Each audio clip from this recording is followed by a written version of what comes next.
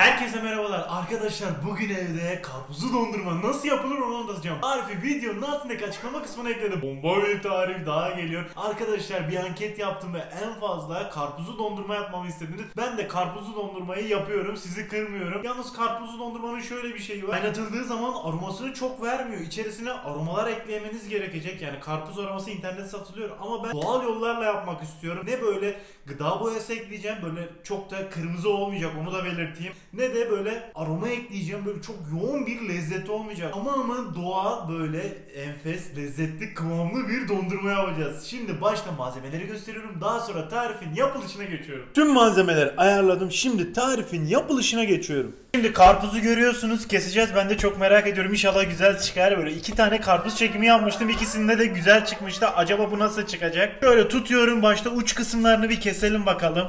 Şöyle karpuzu tutuyorum ve artık kesebilirim. Oo, kütürt etti, böyle vurur vurmaz böyle bıçağı, görüyor musunuz? Kendiliğinden böyle. Bu taze olduğunun bir göstergesi. Şöyle tutuyorum, elimle artık devam edeceğim.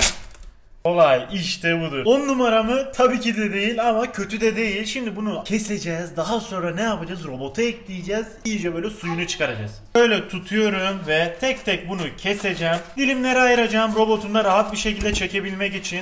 Böyle tutuyorum ve bunu ufak parçalara ayırıyorum. Karpuzlarımı doğradım. Şuna bakın, çok güzel gözüküyor. Tek tek karpuzları robotun içerisine ekleyeceğim. Böyle su kıvamına getireceğiz bunu. Daha sonra diğer işlemlere geçeceğiz. Şimdi canavarı çalıştırabiliriz. Evet, çekirdekler bile parçalandı. İstediğimiz kıvama geldi. Şimdi artık sütümle beraber bunu karıştırıp iyice kaynatma işlemine geçiyorum.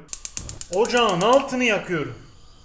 Tencereyi ocağa ekliyorum. Böyle elimde barista süt var. Bunu nereden aldım? Carrefour'dan aldım. Böyle bir avantajı var. Bu dondurma için, böyle yağlı olduğu için dondurma için çok ideal bir süt. Normal sütten bir tık daha pahalı. Bir 6.95'e falan aldım ben bunu. Bunun yerine normal süt de kullanabilirsiniz. Sıkıntı olmaz. Ben bunu kullanacağım. Bu 1 litre geliyor. Bundan 2 tane ekleyeceğim. Yani 2 litre sütü tencereye ekliyorum. Bu sütü kaynattığınız zaman şöyle bir avantajı var. Bir de yağ üst katmana çıkmıyor. Her tarafa yağ homojen bir şekilde dağılıyor. Şimdi de bunun içerisine 6 su bardağı karpuz suyu ekliyorum. Daha demin çekmiş olduğum. Elimde 1 su bardağı şeker var. Şeker ekliyorum.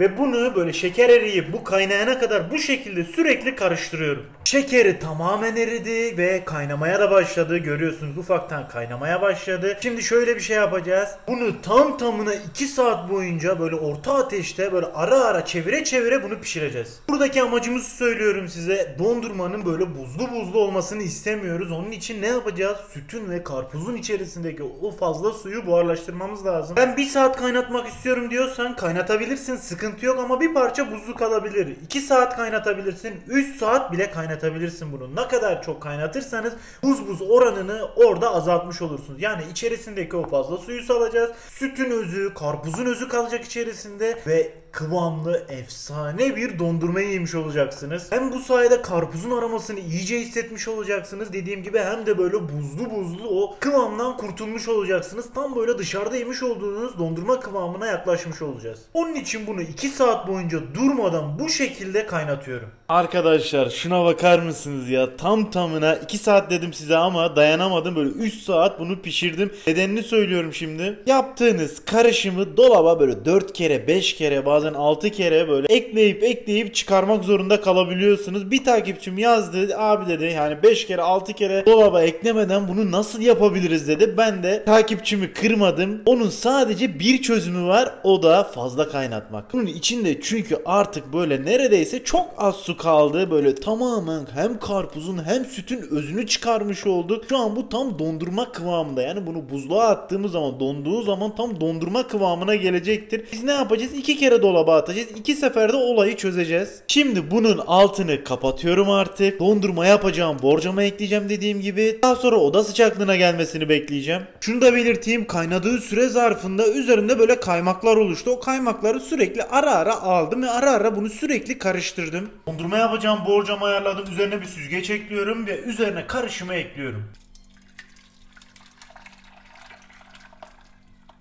Bu sayede üzerinde böyle fazla kaymak varsa, pütürtüler varsa onu ne yapacağız? Ayırmış olacağız. Daha böyle pürüzsüz, mis gibi bir dondurmamız olacak. Şöyle ne yapıyoruz? Her tarafına yayıyoruz. Görüyor musunuz nasıl da böyle kaymağı oluşmuş? Şöyle gördüğünüz gibi bunlara pütürtü yapacaktır. Bu istemediğimiz bir şey. Sağa sola böyle yalpalayarak böyle içerisindeki o fazla suyu ziyan etmiyoruz. Ne yapıyoruz? Alıyoruz ve hepsini süzdük artık. Bunu ne yaparsınız? Bir tabağa koyun. Böyle sabah kahvaltısında tüketebilirsiniz. Atmayın bence bunu. Bunu kenara alıyorum şimdilik. Şimdi bunun başta oda sıcaklığına gelmesini bekliyorum. Daha sonra buzluğa ekleyeceğim. Evet, bu oda sıcaklığına geldi. Şimdi buzluğa ekliyorum bunu.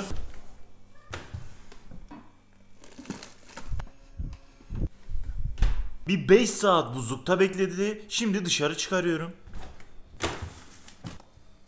Bunu blenderdan geçirmeden önce bir 10 dakika bekleteceğim. Bir parça erisin, kendine gelsin, rahat bir şekilde çekeyim. Sonra tekrardan buzluğa atacağım, çıkaracağım, artık sunumuna geçeceğim. 5 dakika oldu, şöyle kıvamını göstermek istiyorum sadece size. Şuna bakın ya, çok güzel ya. Şimdiden böyle kıvama gelmiş durumda. Ama biz ne yapacağız? Bunu çekeceğiz, bir kere atıp çıkaracağız dediğim gibi. Bir tane daha göstermek istiyorum. Gerçekten kıvamı böyle çok güzel gözüküyor. Tam istediğim gibi ama dediğim gibi bunu tekrardan robottan geçiriyorum şimdi. Bu kıvama gelmesi gerekiyor. Tam böyle krema kıvamına gelmesi gerekiyor. Bu kıvama geldiği zaman 1 dakika daha çekin bu şekilde. Daha sonra bırakın çekmeyi. Ben bunu 1 dakika boyunca çektim. Böyle iyice köpürmüş de oldu. Kıvamını öyle bir hale getirdim ki tam dondurma kıvamında oldu. Şimdi bunu tekrardan buzluğa atacağım. Artık son kez 2 saat bırakacağım, çıkaracağım.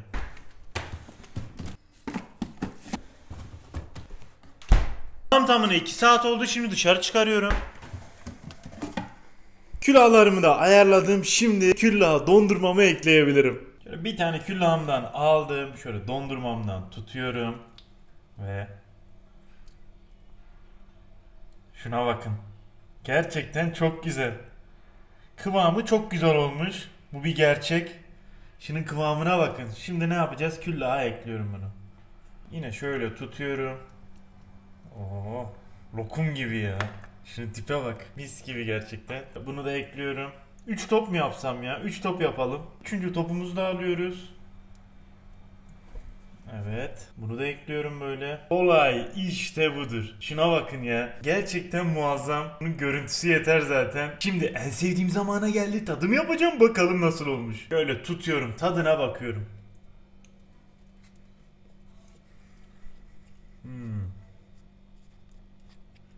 Kıvamı çok güzel olmuş ya. Oo.